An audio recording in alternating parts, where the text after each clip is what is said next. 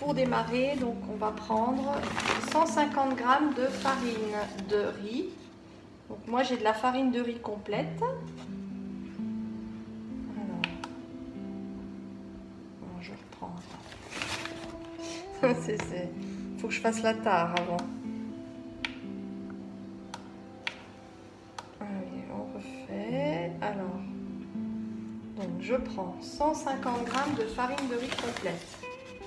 On peut mettre de la farine de riz semi-complète, hein, c'est possible. Hein.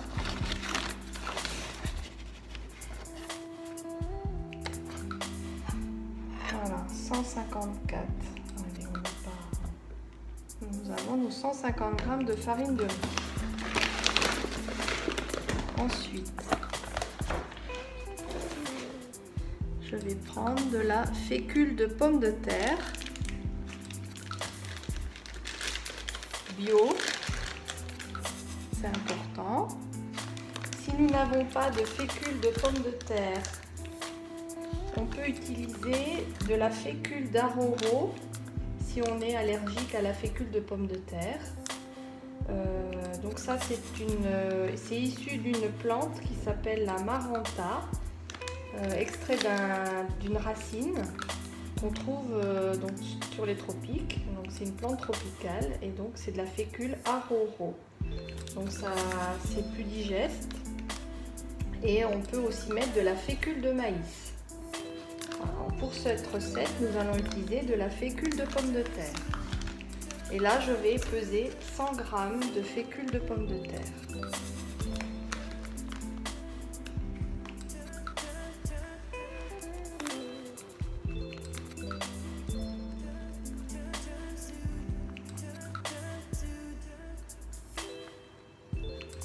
Voilà. Donc je mélange avec la farine de riz.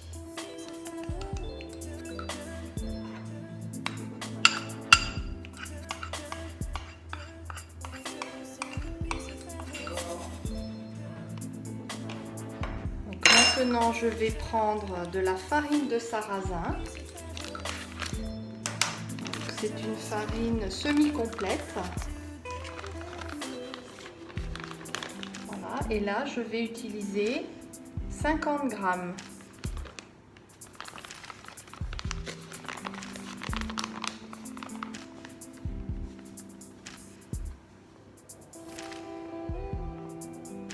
Alors, si nous n'avons pas de farine de sarrasin, on peut mettre de la farine de teff, qui est une farine sans gluten également.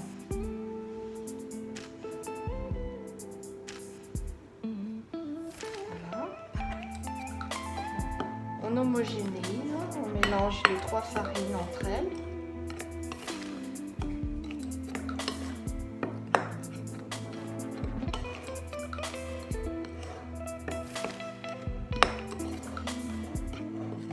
Alors, il est possible de faire d'autres mélanges de farine sans gluten.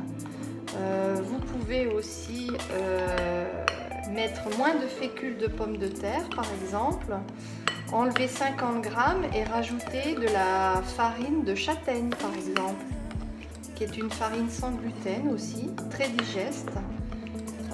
Qui est très nourrissante d'un point de vue énergétique et avec un index glycémique assez bas. Pour les gens qui ont du diabète, c'est très bien. Très bonne digestibilité aussi. Voilà, donc là c'est bien mélangé. On va ajouter donc une cuillère à café, pas trop quand même, de sel, du sel marin.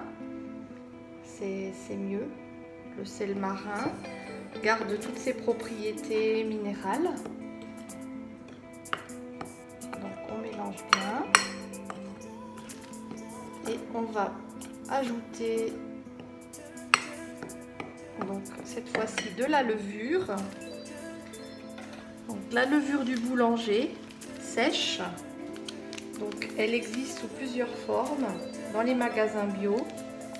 Donc levure de boulanger traditionnelle, on a celle-ci aussi. Et nous avons aussi celle-ci, donc qui n'est pas bio, mais qui marche très bien aussi. Voilà, ça permet de lever les pains de manière assez rapide. Voilà, donc là j'ai pris la levure du boulanger Pural qu'on trouve en magasin bio. Donc on va prendre, alors c'est plutôt une cuillère à café bien bombée. Donc là j'ai pris, c'est une bonne cuillère à café là. Hein. Voilà, donc je mélange.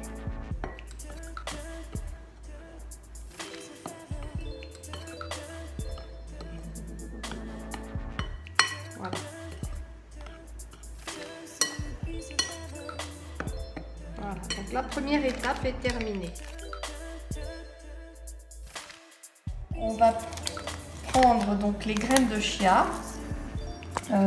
Donc on peut choisir graines de chia ou graines de lin ou graines de chanvre aussi, c'est possible.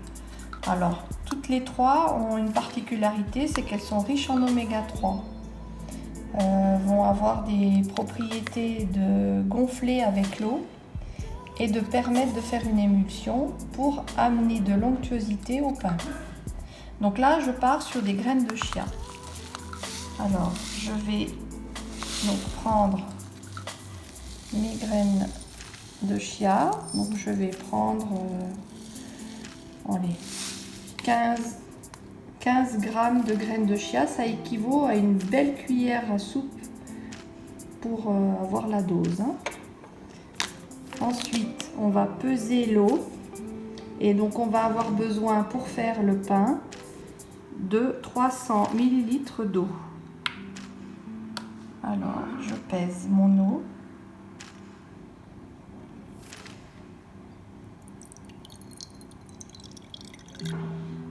Voilà. Et donc ces 300 ml, on va les mettre avec les graines de chia. Voilà. Et on va laisser gonfler, donc on va bien mélanger. Et on va les laisser reposer pendant une demi-heure. Et au bout des 30 minutes, on obtient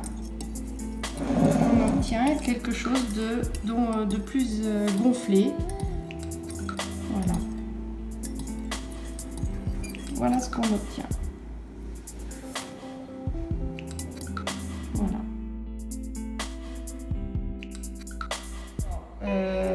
L'émulsion se fait grâce aux graines de lin, mais on peut le faire aussi avec des graines de...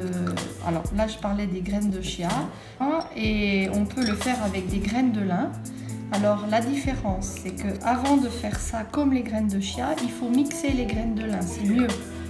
On prend la même quantité de graines de lin, on les pile, on les mixe, on met de l'eau et on laisse une demi-heure. La graine de lin va épaissir, ça va faire comme de la colle, et avec l'eau, ça va devenir comme ça, et ça va remplacer l'œuf pour les gens qui sont intolérants aux œufs, par exemple. Donc nous allons mélanger notre farine, mélange de farine, avec nos graines de chia qui ont gonflé. Voilà. Et donc on mélange tout ça.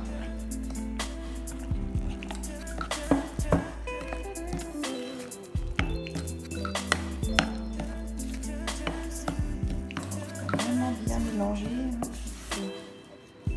bien homogène. C'est un petit peu dur, mais voilà.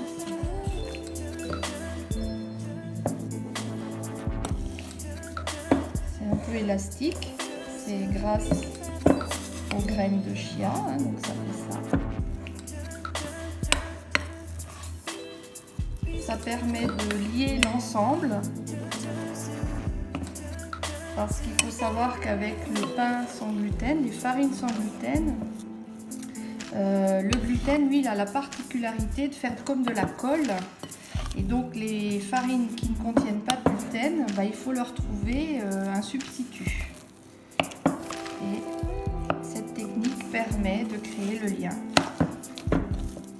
et faire cette colle qui va permettre de faire lever le pain. Voilà, là on arrive à quelque chose de bonne consistance. Voilà, c'est parfait.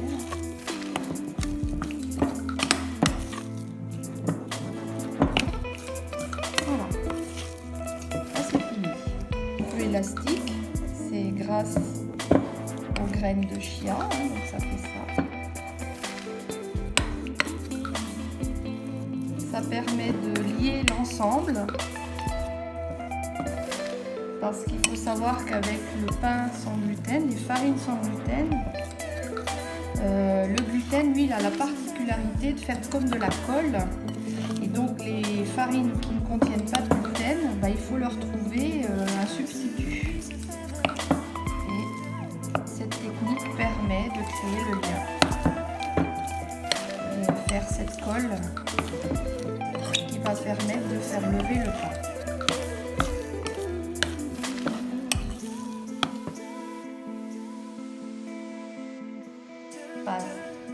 Alors on va préparer donc, le moule.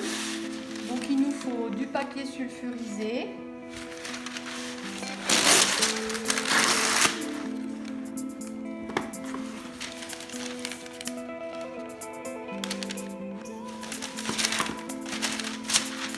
et un moule, alors pas trop grand, donc celui-ci c'est il fait 24 cm je crois.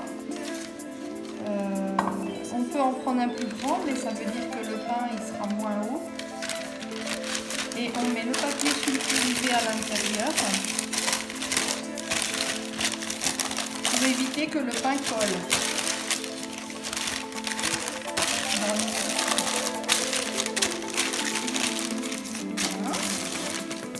Et donc je vais mettre mon mélange.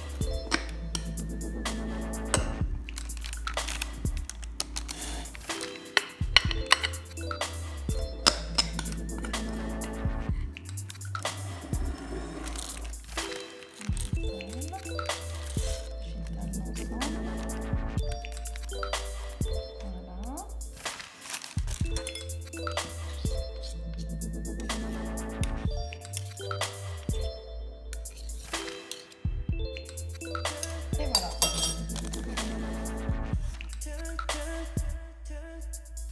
On met au four pour lever le pain pendant 1h30, 2 heures.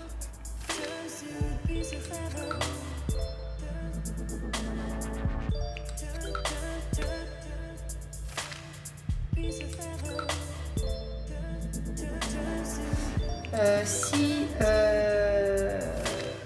on a un four qui a tendance à sécher les aliments, on peut mettre une plaque lèche-frite qu'on appelle, qu'on met dessous et on met de l'eau pour garder l'humidité du pain. Alors si on n'a pas de ventilateur, parce que moi j'ai un four assez vieux, on peut faire avec les deux, comme ceci. moi j'ai un four avec la flamme en dessous. Ah oui, alors c'est pas grave, il risque de cuire plus vite. Et là, il faudra mettre un lèche-frite avec de l'eau parce qu'il va sécher plus vite. Okay. Voilà. C'est bon, un bon point. Ouais.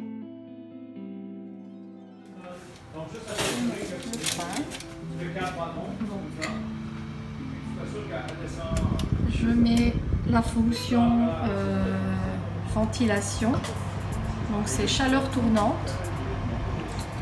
Je mets à 180, 200, entre 180 et 200. Je ferme et je vais mettre la température. Bon, il est déjà mis. On va mettre 40 minutes. Voilà, c'est parti.